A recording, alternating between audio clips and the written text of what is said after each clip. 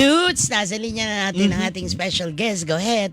Nasa linya po natin si Deputy Director General o DDG Vidal Villanueva III, ang Deputy Director General for Operations ng TESDA. DDG, good morning! Good morning po. Good morning, DDG.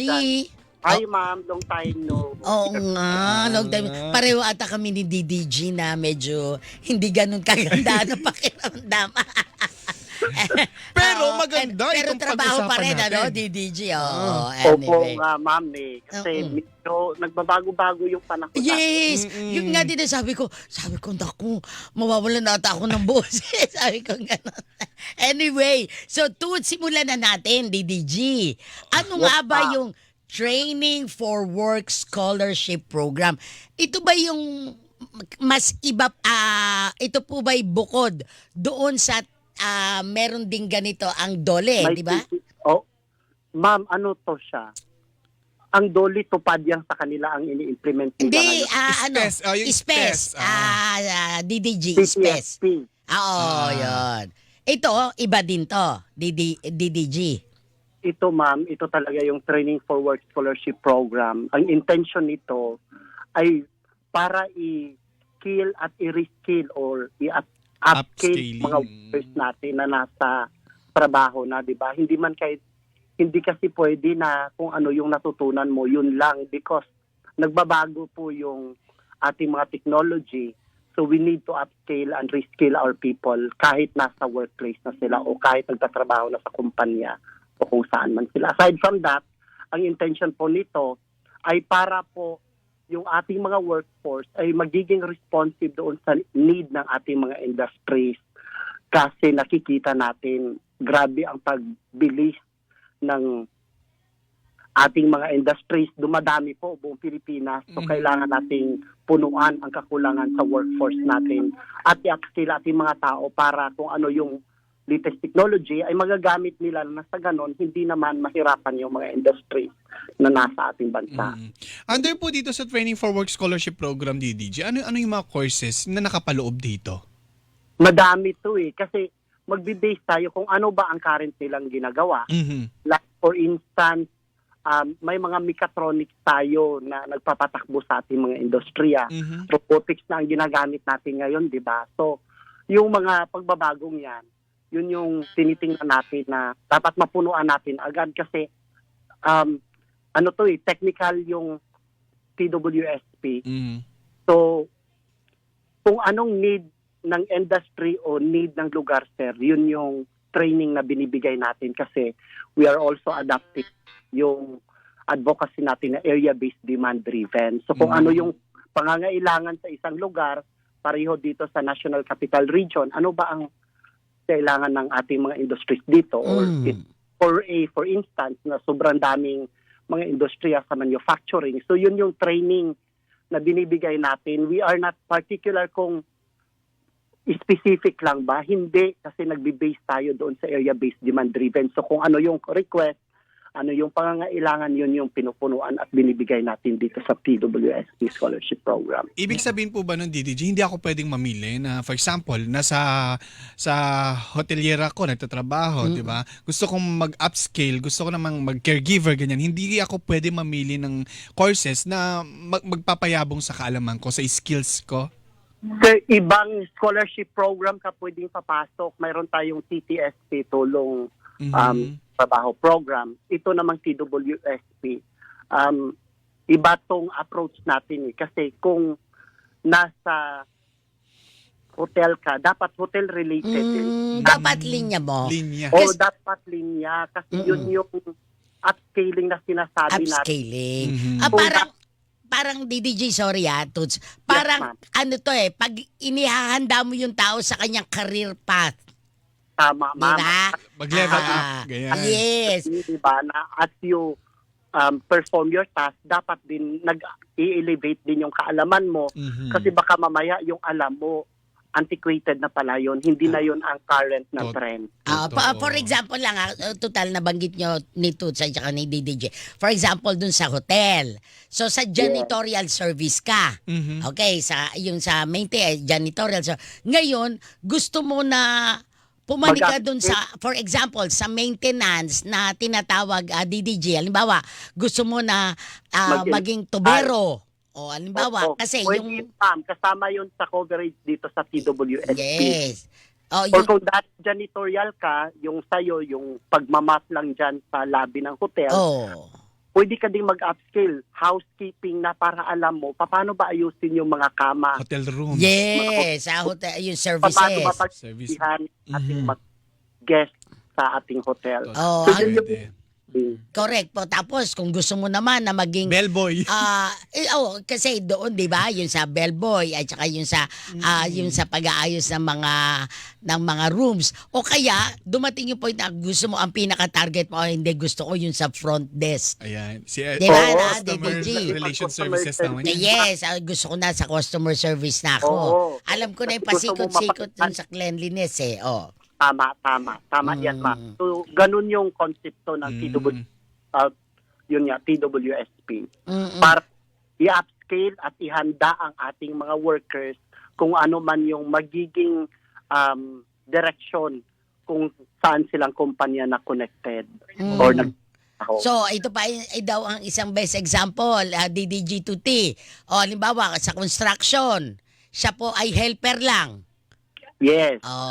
So, Kung siya mag-scale, ma'am, magiging mason na siya Yun. ngayon. Welder din, di ba? Yun yung gusto mga... niya maging mason, o kaya welder, Marami sa o test kaya na yun. electrician. Ayan, Di ba, DDG? So, yun yung mga ma'am, coverage ng scholarship natin. Yung sabi naman ni Sir Tutay kanina na mag-shift siya ng career, coverage pa din yan ng TESDA pero hindi na yan papasok dito sa TWSP. Pwede na yan doon sa TTSP program natin. Yung sa, anong tawag dun sa program na yon, DDG? Yung tulong sa trabaho program. Yan, tulong sa So trabaho kung gusto mo program. na magbago ka ng Maglipat career, ng linya ng iyong maglipat career. ng linya, yun yung pwede naman po.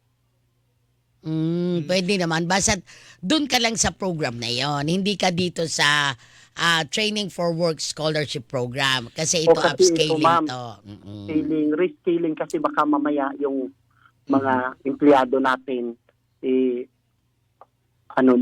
obsolete na yung alam nila. So, Correct. i-reskill natin or training din para malaman nila ano ba yung mga latest technology na gagamitin natin para mas mapabilis yung alam trabaho. mo, Maging familiarize sila sa alam mo, mga modern natutuwa tech. ako sa ganyang programa, DDG Tutsa. Kasi hinihikayat mo yung manggagawa. Totoo. Na wag kang maging masaya sa kung ano ka lang ngayon. Di ba? Kasi isa din tong paraan, ma'am, na mag-increase yung sweldo nila. Yes. 'Di ba? Bukod sa ini-increase mo ang iyong kaalaman, ang iyong kasanayan, nag-i-increase din yan yung financially. 'Di ba, DDG? Yes, at nagiging competitive ka sa work, nagiging nagre-rebound ka ka din. sa increase of income para sa iyo at para sa pamilya mo. Correct. Yun po yung purpose noon, 'di ba? Yun yung pangunahing mission niyang scholarship program na yan. At kung titignan mo din, dapat lang din naman yun para dun sa mga manggagawa, no? 'Di ba, Toots? 'Di ba yun ngayon lagi natin sinasabi? Every day, marami kang natututunan. New learnings. Empty your cup Ayan ang para may pumasok. Yan yung payo ni Mami nung nag-OJT ako. Always empty your cup for new learning. Sinanap ko din naman ako nakasombrero nun. Ma'am, ganito din siya. Itong program na to, attractive din to at dinesign din to para doon sa mga returning and repatriated OFWs natin. Ay, Example, yung mga OFW sa conflict areas na mga bansa. So pag uwi nila dito, kailangan natin silang i-prepare para kung lalabas man sila sa bansa natin ulit, may skill sila na madadala nila kung saan sila pupuntang bansa, di ba? So, ganun din po yun. Correct. At saka lalong na yung mga illegal immigrant na maapektuhan ng Nagbabanta, no? Yung bagong diba? administration. Sabi nga ni US Ambassador, di ba? Mag-voluntaryo na. Philippine Ambassador to US, Romualdez. Hinihikayat na niya yung ating mga kababayan doon sa Amerika na voluntaryo na umuwi. illegal immigrant, yung illegal na nagtatrabaho doon, walang papel, uwi na lang. So, pwede sila dito, Yes, DDG? nang sa ganon, hindi sila mahirapan kung ano man yung transition na gagawin nila. Including din yung mga areas, ma'am, ng naapektuhan ng kalamidad, di ba? Sara yung kumpanya dahil sa calamity or sa disaster. So, yung mga empleyado doon, pwede maka-avail dito sa scholarship program natin sa TWSP. May oras ba na pwedeng punuan itong pag-enroll ng ganitong programa, DDG? Sir, kailangan nilang pumunta sa mga training centers natin. Usually, Hindi online, DDG. Na hindi maapektuhan yung current jobs nila, ha? Pwede ka ako mamili ng flexible? Oo, may mga training centers tayo at mga institutions na nag-o-offer din mga programs nila. Kaya lang mas longer yung number of days. Pero mga pwede ba itong online, DDG? Hindi. Ito kasi Talagang technological. kailangan Oo, size. kailangan Yata kasi, mami. face-to-face. Oo. Pero pwede ba yon? Meron bang mga training center? For example lang, kasi halimbawa, may trabaho din ako Monday to Friday. Yes. O kaya Monday to Saturday. Yung iba kasi 6 na araw nagtatrabaho to, di ba? So, Sunday lang yung aking day off. So, pwede ba na kahit isang araw sa isang linggo, merong training program siyang maatenan, DDG? Para lang hindi maapektuhan yung kanyang kasalukuyang trabaho? Ma'am, kung upscaling kasi, pwede magiging partner ng TESDA yung industry mismo kung saan sila nagtatrabaho. Pwedeng i-apply siya. Oo, pwede silang mag-apply doon. Para mabigyan Pero, siya ng kailangan pahintulot. kailangan natin That's good. para magiging industry partner natin yung ano mismo nila, yung kung hotel man yan, yung hotel mismo, di ba? Oo. Yun yung palakas din natin ngayon, yung EBET. Ma'am, pwede yun sa EBET, pero dito kasi sa TWSP na program natin, na display siya sa work, natanggal sa trabaho, umuwi siya na OFW na nawala ng trabaho. Di kaya talagang trabaho na gusto niya pumasok sa workforce, ito yung coverage ng TWSP. Although upscaling din to yung sinasabi mo, ma'am, pero wala tayong ganun pa na ka-flexible na institution. Nagdi-design pa po tayo ng ganun, ma'am, kasi di ba, usually sa mga trabahante natin, 8 hours. Totoo naman yun. Minsan sobra pa sa 8 hours, DDG. So kasi, kaya ini-encourage din natin, ma'am, yung mga company na sa upscaling ng ating mga workforce. Kasi hindi pwede na ikulong mo lang yung trabahante mo at hindi na niya matututunan yung bagong technology. So, tayo sa TESDA, nag-encourage tayo ng upscaling ng mga current workers sa company. Hindi pa sila gagastos, di ba? Yung kumpanya nila. Kayo na nga yung magte-train. Libre. Di ba? Pwede kasi ang company, ma'am, magiging venue for training. Yes, kahit yung place lang. Di ba, no, DDG? Pwede ang company, ma'am, sila mismo ang mag-apply sa atin, i-register nila yung company para magiging training center at the state. Kasi ang mga employer din naman, obligasyon din nila yun, di ba? Na ibigay yung pagkakataon dun sa kanilang mga empleyado na umangat yung mga kakayahan. Kaya nga, di ba ang mga kumpanya, nagbibigay yan ng mga training seminar. Ikaw, di ba? Sa GMA, ilang beses ka nang nag-training seminar. Kasi ano yan obligasyon din yan ng kumpanya na hubugin at pagyabungin ang kakayahan ng kanilang mga empleyado. Yan. Ma'am, ano ko lang din po, itong TWSP, kasi di ba, ang tinatarget talaga natin yung mga nawala ng trabaho, yung umuwing OFW, yung gusto pa magtrabaho. Kaya nagbibigay din tayo nito ng training allowance, which is 160 per day. Magkano po, DDG? 160, ma'am, para makasupport. 160 pesos per day. Opo, per day. So, pwedeng mag-leave ang isang empleyado sa kanyang kumpanya para mag-scale. Nang sa ganun, pagbalik niya, mataas-taas na kaalaman ang meron siya, pwede na siya mag-apply for higher position doon sa Yung itong programa ba applicable din sa mga OFWs natin na nasa ibang bansa, ha? Na sa pakipagtulungan din ng mga consular offices natin? Wala tayong coverage sa training centers doon, sir. What we do program, ma'am, ha? Kasi hindi naman sila pumasok, hindi naman sila hindi naman sila umalis ng trabaho nila. Sa ano lang nila, kung anong oras nila gusto pwedeng doon sila sa TESDA Oo. online. DDG, meron lang tayong texters. Texter, ang huling apat na numero, 0226. Sabi niya, is there a specialized program for retirees, yung mga retired na, at saka mga senior citizen wanting to consider changing career shift o kaya preparing for a different job. Mula dun sa trabaho nila nung nag-retire sila, so gusto nila na magtrabaho pa rin, pero iba naman. Para to Usually, sa ma'am, mga retiree at saka senior Opo. citizen, DDG. Usually, kasi ayaw naman natin yung mga retirees natin na nandoon pa din sa construction site, ma'am, Oo di ba? naman. O, hindi So, na physically, hindi na talaga Hindi na po kaya. pwede. Hindi na kaya physically. So, ini-encourage natin sila to take up yung mga entrepreneurship program tulad na lang meron tayong bread and pastry. So, pwede yun sa mga senior citizens. Bagay. pwede. Yung pagnegosyo din. At Pang-raise saka nila tuturuan yan. natin sila ng entrepreneurship. May online tayo na program doon. So, sagutin lang natin yung hinihingi niya. May online program tayo doon sa entrepreneurship. At saka alam ko Pero- nga, dun sa baking, may libre pang maliit na oven dun, DDG. Ma'am, yun yung papasok ka. Pero ang program na yun, Papasok. dapat yun, ma'am, na program. Iba May naman program yun. din yun. Ibang Oo. program. Yung Para yun doon sa mga communities natin, lalo na yung mga mahihirap natin na mga communities.